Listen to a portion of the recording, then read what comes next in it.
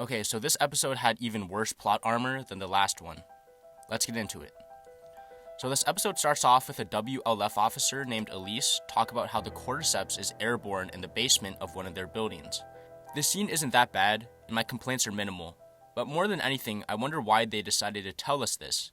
They could have easily shown us this event happening, and it would have been more impactful. In the next scene, we see Dina using triangulation to determine WLF bases and troop movements. Ellie asks Dina whether she'll be able to find a way to get to Nora. The non-school-oriented Ellie opts out of assisting Dina in favor of exploring the rest of the theater, and she ends up finding the theater's auditorium and stage, which has a wide selection of guitars for her to choose from. But this is so bad for a number of reasons.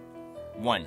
Given the context that Ellie and Dina are on a journey of supposed revenge, Ellie acts so carefree during the situation. It reminds me of a group project where the dumb jock has nothing to contribute, so he decides to leave early.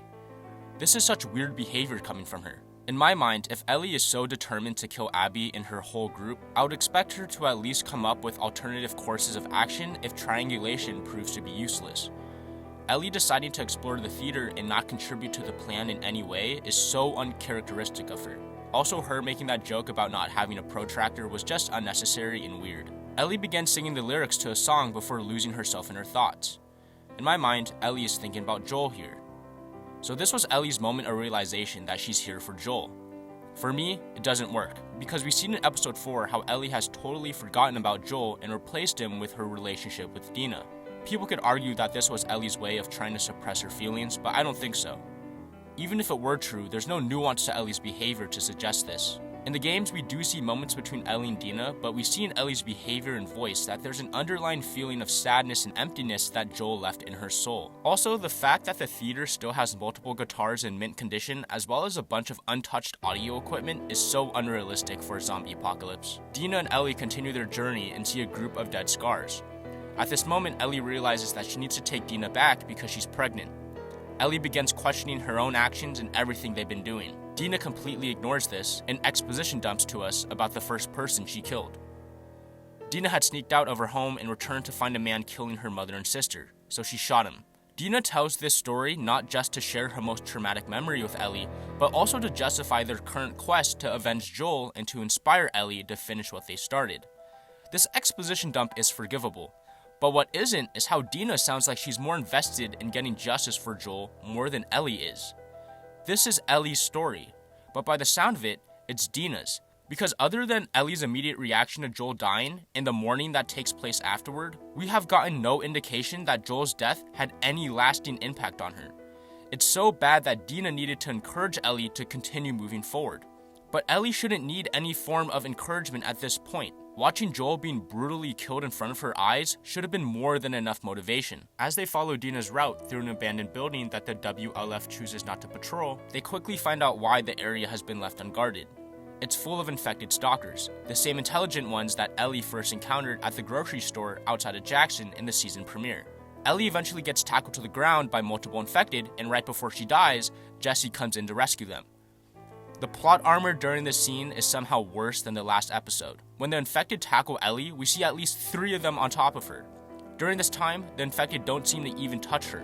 If this was the game, Ellie would have been sent to heaven in seconds. What's so bad is how the show treats Jesse.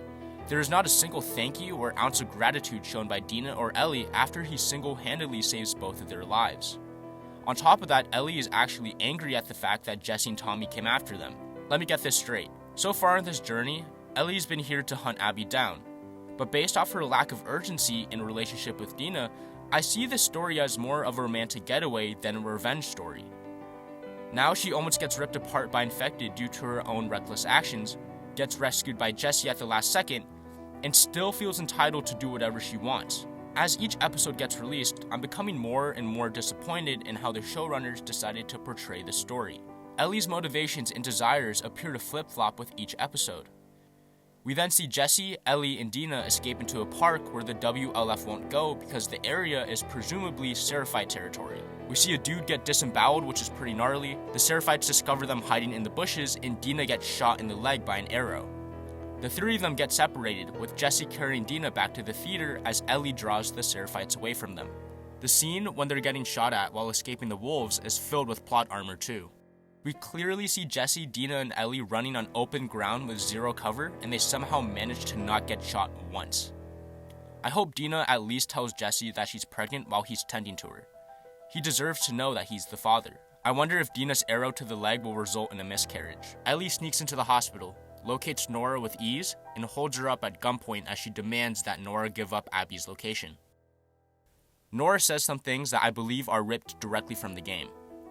After Nora manages to break free, Ellie chases her through the hospital until she has Nora cornered. In a moment of desperation, Nora tries to escape by jumping into an elevator shaft to reach the other side of the floor, but her weight forces the elevator car to shift and fall all the way down to the ominous second level of the basement. There appears to be more plot armor and oversights here. When two wolves spot Ellie running after Nora, they both miss Ellie despite being pretty close to them.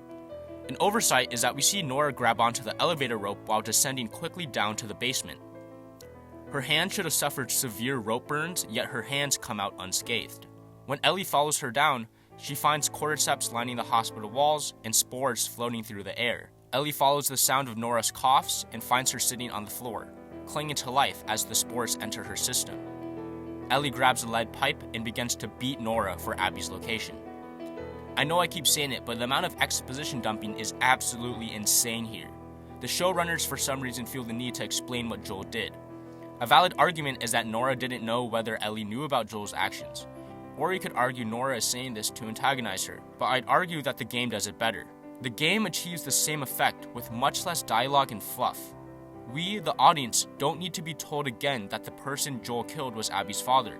It's been made painfully obvious to us by now. And I'd argue the game does it better when Ellie starts to torture her too. There's something about not showing the beating, but only being able to hear it that makes it even more chilling. In the show, we're given both, which takes away some of the impact for me. I imagine that not many people share this opinion. A final scene appears before the credits roll. Joel enters Ellie's old bedroom in the house in Jackson with a smile on his face and says, "Hey kiddo," and as Ellie sits up, she replies, "Hi," returning his smile. Overall, this episode went just how I expected, which isn't saying much. Ellie still comes off as extremely unlikable and incompetent, Jesse is still treated like garbage despite saving Ellie and Dina, and the plot armor continues to save them. I also noticed that these episodes have been getting shorter and shorter. This episode was only 45 minutes long. Compare this to the season premiere, which was 60. Speaking more broadly, there's only 2 episodes left. We know that the next one is likely going to consist of all flashbacks, so they only have 1 episode left to continue Ellie's journey before we have to wait for season 3. There's zero chance Ellie and Abby's story ends this season. I expect episode 7 ending in the theater where Jesse dies, Tommy and Dina almost die, and Ellie and Abby fight. If that's the way season 2 ends, which is what will likely happen, I'll be very disappointed, because now we probably have to wait until 2027 to see Ellie's story conclude. There's some article out there saying that filming may not happen until 2026. That's all I have to say for now. Let me know what you guys think though. I'll be back here when the next episode comes out. Take care.